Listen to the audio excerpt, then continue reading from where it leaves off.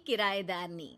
एक काम करना नहीं आता तुम्हें? सारे घर में धूल हो रही है, कभी सफाई भी कर लिया करो। यहाँ पूरा दिन लगकर दोनों बाप बेटे का काम करो, साथ में ताने भी सुनो। जब मैं बोलती हूँ कि ऊपर वाले पोर्शन में किराएदार रख लो, अरे सफाई भी रहेगी, पैसे भी आएंगे, तब तो किसी को मेरी बात सुननी नहीं होती। हो गया टैप रिकॉर्डर शुरू। ये कहते हुए राज घर से बाहर निकल जाता है, जिसके बाद शिविन अपने कमरे से निकलकर नेहा के पास आता है। क्या यार मम्मी, कितनी बार बोला है टाइम से उठा दिया करो, हो गया ना मैं कॉलेज के लिए लेट। दुनिया की सारे गधे घोड़े बेचकर तो तू सोता है, पता भी चलता है तुझे कि मैं कितनी बार उठाने आती हूँ। बस दोनों बाप बेटों को घर से निकलते हुए लेट होने की फिक्र है, वापस आते हुए कितना भी लेट हो जाए कोई फिक्र नहीं। ओहो मम्मी, ओवर एक्टिंग मत किया करो। माँ की बातें अब ओवर एक्टिंग ही तो लगेगी ना, मेरी तो कोई फीलिंग्स ही नहीं है। क्या करूं, मर जाऊं क्या मैं? ओफो मम्मी, जा रहा हूं मैं, बाय। शिविन चला जाता है और नेहा बेचारी किलस्ती अपने घर के कामों में लग जाती है। इसी तरह चलती है नेहा की जिंदगी, जिसमें उसके ज्यादा बोलने वाली आदत की वजह से उसका पति और बेटा उसकी फीलिंग्स की कदर किए बिना हमेशा उससे दूर भागते रहते हैं। पूरा दिन घर में अकेले रहो और जब पति या बेटे से बात करने जाओ तो उनके नखरे अलग। अब मुझे ही कोई अच्छा किराएदार ढूंढना पड़ेगा। इसी के साथ नेहा किराएदार की खोज शुरू कर देती है, जिसके कुछ महीनों बाद दूसरे शहर से यहाँ पढ़ने के लिए आई निम्मी घर ढूंढते हुए नेहा के पास आती है और वो उसे किराए पर रख लेती है। अगली सुबह हमेशा की तरह राज और शिविन अपनी जल्दी में होते हैं कि निम्मी वहां आ जाती है। दीदी, थोड़ी चीनी मिलेगी, वो कल ना राशन लाने का समय ही नहीं मिला। निम्मी को देखते ही दोनों बाप बेटे की जल्दी वहीं खत्म हो जाती है और वो निम्मी को इम्प्रेस करने की रेस में भागने लगते हैं। अरे मम्मी को क्यों परेशान करना, मैं हूं ना। अरे तूने आज तक अभी किचन की शक्ल भी देखी है? रुको, मैं लेकर आता हूँ। चीनी का डिब्बा कौन सा है और कहाँ रखा है वो तो पता नहीं है दोनों को, फिर चीनी के अपने मुंह से निकलने जा रहे हो किचन में। अरे मैं तो बस तुम्हारी मदद करने के लिए बोल रहा था। है क्या मदद? और वो भी तुम करोगे? सच में? अरे कोई तो सच बताओ, सुबह सुबह दोनों बाप बेटे कोई सूखा नशा करके तो नहीं आ गए ना? अरे कैसी बेकार की बातें करती हो मम्मी। अरे जब कौवा अचानक हंस की चाल चलने लगेगा तो शक होना तो लाजमी है ना। घर का ऐसा माहौल देख निम्मी वहां से जाने ही लगती है कि राज उसे रोक लेता है। अरे आपने चीनी तो ली ही नहीं? इट्स ओके भैया, मैं आज बिना चाय की ही कॉलेज चली जाऊंगी। जहां एक तरफ भैया सुन राज का दिल टूट जाता है, वहीं कॉलेज सुन शिविन खुश हो जाता है। वैसे आप कौन से कॉलेज में हो? इस पर निम्मी जवाब देने ही वाली होती है, लेकिन नेहा टोकते हुए बीच में बोल पड़ती है। अब दोनों को देर नहीं हो रही। हद है इनसे भी, कहीं बात बनने ही नहीं देंगे मेरी तो। अरे जा रहे, अब यहाँ बचाई क्या है? इस पर निम्मे के पीछे पीछे शिविन कॉलेज की तरफ और राज ऑफिस चला जाता है। इसी तरह दिन बीतने लगते हैं, जिसमें अब सुबह जल्दी जाना और शाम लेट आने का सिलसिला सुबह लेट जाना और शाम जल्दी आने में बदल जाता है। एक शाम वो दोनों समय से पहले ही घर वापस आ जाते हैं, जिन्हें देख नेहा हैरान रह जाती है। हाय मेरे रब्बा, अरे पहले घर जल्दी आना शुरू कर दिया और आज तो उससे भी जल्दी। कहीं मैं कोई सपना तो नहीं देख रही? मतलब अब क्या हम अपने घर भी जल्दी वापस नहीं आ सकते? अरे घर तो कितने सालों से तुम्हारा ही है, पर लगता है कि अपना ही है, इस बात का एहसास अब हुआ है। वो सब ठीक है मम्मी, निम्मी कहाँ है? जरा उसे बर्थडे विश तो कर दूं। अरे वाह रे, आज तक तो अपनी माँ का बर्थडे तुझे याद नहीं रहा, उसका बहुत याद है। वो तो मुझे पापा ने याद दिलाया है। हैं? अरे क्या बोल रहे हो तुम, झूठे? नहीं बेबी, देखो मुझे तो तुम्हारा बर्थडे भी याद नहीं रहता, तो उसका कहाँ से याद रहेगा मुझे? तौबा, मैंने तो किराएदार रखकर अपने ही पैर पर कुल्हाड़ी मार ली। बेटा तो बेटा, यहाँ तो बाप भी किसी से कम नहीं है। इतनी देर में निम्मी भी घर वापस आ जाती है, जिसे देखते ही शिविन हैप्पी बर्थडे गीत गाता हुआ उसके पास चला जाता है। हैप्पी बर्थडे निम्मी। बताओ आज क्या चाहिए तुम्हें? हाँ हाँ, मांग लो ना इसकी जान। अरे नहीं नहीं, मुझे कुछ नहीं चाहिए, बल्कि मैं तो आज आप लोगों को कुछ देने आई हूँ। क्या क्या देने आई हो? निम्मी अपनी बैग में से मिठाई का डिब्बा और शादी का कार्ड निकालती है। ये मेरी शादी का कार्ड और मिठाई। आप सबको मेरी शादी में जरूर आना है और इसी खुशी में मिठाई खाइए। निम्मी की बात सुनकर जहां शिवीन और राज शॉक में आ जाते हैं, वहीं नेहा हंसने लगती है।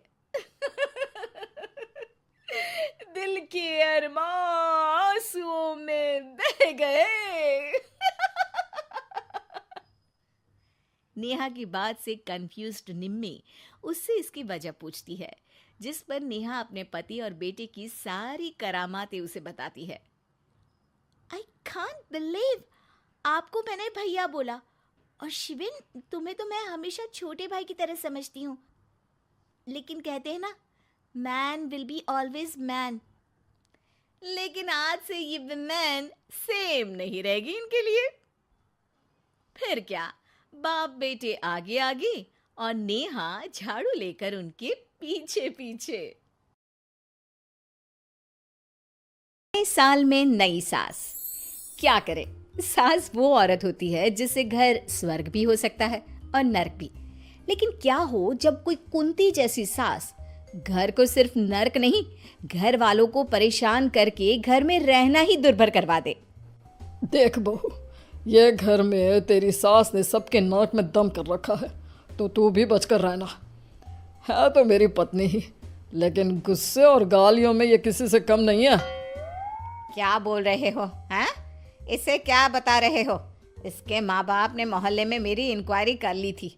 अरे मैं तो हैरान हूँ, जिस घर में कोई बेटी देना नहीं चाहता था, वहाँ इसके बाप ने तो दहेज भी दे दिया। अब पता चलेगा कैसा होता है सास के साथ रहना। वो तो आपकी बेटी को देख कर दिया है माँ जी, इतनी अच्छी कंपनी, इतना अच्छा पैकेज, ऊपर से दिखने में भी हीरो। लेकिन बहू क्या फ़ायदा, ऐसी सास जो तुझे किसी तरह खुशी ना रहने दे। वैसे तेरे पापा शाम को ही आ रहे हैं, खुद ही पूछ लूँगा। हमारा जीवन तो नर्क है ही, क्यों अपनी बेटी का नर्क करने में लगे हैं। शाम को बहू के पिता आते हैं। कुछ लेकर भी आए हैं या खाली हाथ ही बेटी के घर आ गए? जी ये मिठाई का डिब्बा लाया हूँ। बस मिठाई? ये जिस सोफे पर आप बैठी हैं ना, मैंने ही दिया है, वरना जिस दिन बेटे को देखने आया था चटाई बिछी थी, याद है ना? ओए होए, ये मुंह और मसूर की दाल। मेरा घर खाली इसलिए नहीं था कि मैं कुछ ले नहीं सकती थी। वो तो मैं तुम जैसे बकरों के लिए रुकी थी जो दहेज में घर भरे, नहीं तो क्या मैंने धर्मशाला खोली है।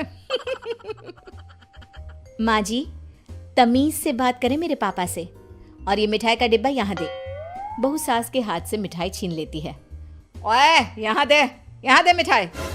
ऐसा तो है नहीं कि आप मिठाई खरीद नहीं सकती, लेकिन बस यही है ना कि किसी बकरे के इंतजार में थी। ये लीजिए पापा, ये मिठाई आप वापस ले जाइए। सास बहू के पिता के हाथ से मिठाई ले लेती है। अरे मैं तो मजाक कर रही थी, आप भी ना। देखिए माँ जी, आप जानना चाहती थी ना कि मेरे पापा ने मेरी शादी इस घर में क्यों की? क्योंकि वो जानते थे कि मैं यहाँ का माहौल बड़ी ही आसानी से हैंडल कर सकती हूँ। बहू की चालाकी देखकर ससुर को भी हंसी आ जाती है। वो जैसे ही हंसते हैं, सास उनकी चेयर खींचकर उन्हें गिरा देती है। हिम्मत कैसे हुई तुम्हारी है ये सब करने की? हंसे कैसे तुम? ये बताओ, अब आज से 2 दिन तुम्हें ना खाना मिलेगा ना चाय, समझे? अरे नहीं, ऐसा मत करो, मैं बीपी का मरीज हूँ। मुझे तो डॉक्टर ने कहा है कि जिंदा रहना है तो थोड़ी देर में कुछ खाना ही होगा। तभी बहू हाथ में 2 चाय और पकोड़े की प्लेट लेकर आ जाती है। ये लीजिए पिताजी, पापा आप भी लीजिए। बहू सास को कुछ नहीं देती और सिर्फ ससुर और पिता को चाय नाश्ता करा देती है। बहू, आज तक इस घर में किसी की हिम्मत नहीं हुई मेरा अनादर करने की, लेकिन तूने सबके सामने मेरी बेइज्जती कर दी। तू अब इस घर में नहीं रह सकती। तभी पति आ जाता है। क्या बात है, ससुर जी आए हैं? मीरा, कुछ खिलाओ पिलाओ पापा को। वैसे भी माँ ने अब तक तो खरी खोटी सुनाई दी होगी। हाँ हाँ, तेरी कमी थी, तू भी बोल ले। देख लो, मैं सबको निकाल दूंगी घर से। वैसे भी प्रॉपर्टी मेरे नाम की है। हाँ, बस यही डर लगा कर तूने हम लोगों को इतने साल से डरा कर रखा हुआ है। बहू मन में सोचती है, अच्छा तो ये बात है। तो सास का झंडा इसलिए लहरा रहा है क्योंकि घर इनका है। अब तो कुछ ना कुछ जुगत लगानी होगी। अगले रोज, अरे पिताजी ये देखिए, ये विदेश से एक आदमी अपनी बेटी को लेकर आ रहा है। बेटी 50 साल की है और वो यहाँ अच्छा लड़का देखने आ रहे हैं। पता है पिताजी, अगर आप उन्हें पसंद आ गए ना तो हम सबको विदेश ले जाएगी। आप ना दूसरी शादी कर ही लीजिए पिताजी।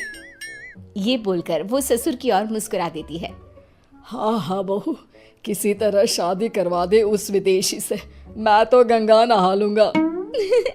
गंगा नहीं, थेम्स नहाएंगे ससुर जी। मैंने आपका बायोडेटा शादी के लिए डाल दिया है। सास बहू और ससुर की सारी बात सुन रही थी। वो जोर से चिल्ला पड़ती है, हैं? कैसे कैसे शादी करोगे हैं? मैं जिंदा हूं अभी। तभी वहां वकील आ जाता है। उसके हाथ में पेपर्स होते हैं। ससुर जी ये लीजिए, तलाक के पेपर्स तैयार हैं। नहीं तो बोल दीजिए, मैं गवाही दे दूंगी कि ये आप पर अत्याचार करती है, बात बात पर घर से निकाल देने की धमकी देती है। अरे, ये दिन देखना बाकी रह गया था। मैं बोल दे रही हूँ बहू, मेरा घर जैसा चल रहा है चलने दे, ज्यादा बीच में ना पड़, समझी? अरे क्यों? जब घर सही चल ही नहीं रहा तो बहू क्यों ना बोले? वैसे भी बहुत दुख के दिन देख लिया हम लोगों ने तुम्हारे साथ। अब तो बहू, नए साल में नई सास लाऊंगा। हाँ। पिताजी, और हम सब शिफ्ट हो जाएंगे विदेश। अरे देख लो सपना। अरे कौन विदेशी इस बुड्ढे से शादी करेगी, मैं भी देखूंगी। फिर क्या था, बहू के प्लान के अनुसार एक आदमी एक 50 साल की लड़की के साथ उन लोगों के घर आता है। हाय रे, तुम लोग तो सच में आ गए। हे ओल्ड लेडी, साहब को बुलाओ, बोलो उनकी होने वाली सपनों की रानी आई है। आए सपनों की रानी। तभी ससुर जी आ जाते हैं। हे मार्गारेट, ये मेरी सपनों की चुड़ैल है। आओ आओ, अंदर आओ। बहू, तेरी होने वाली सास आ गई है। मेरी तो पैकिंग भी हो गई है। हेलो सासू माँ। विदेशी औरत का पिता कहता है, हमें ये हैंडसम पसंद है, हम सबको लेकर लंदन जाएगा। Let's go. तभी बेटा भी अपनी सूटकेस लेकर आ जाता है। मैं तो कब से तैयार हूँ अंकल, चलो। पापा, नई मम्मी तो बहुत अच्छी है, पुरानी मम्मी से तो बहुत ही अच्छी है। ये तो हमेशा मुंह सड़ा कर रखती है। इन्हें देखो, कैसे हंसता हुआ चेहरा है इनका। हाँ बेटा, मेरी तो बुढ़ापे में लॉटरी लग गई। मार्गारेट, तुम बैठो, मैं भी सामान पैक करके आ रहा हूँ। शादी वहीं लंदन में कर लेंगे। सास पति को देख रही होती है कि ये क्या हो गया। हाँ, और नया साल भी वहीं विदेश में मनाएंगे। सास को देखकर ससुर कहता है, ए सफेद बाल वाली बुढ़िया, हट। ये क्या बोल रहे हो? मैं तुम्हारी बीवी हूँ। हूँ नहीं थी। प्लीज कोई ड्रामा मत करो, खुशी खुशी विदा करो। वैसे भी हमेशा निकाल देने का ताना तो देती रहती थी, अब जा रहे हैं तो क्या प्रॉब्लम है? और नहीं तो क्या, न शांति से घर में रहता था ना ही ऑफिस में। अब कम से कम नई मम्मी के घर शांति से तो रहूंगा। क्यों मम्मी? Yes my son.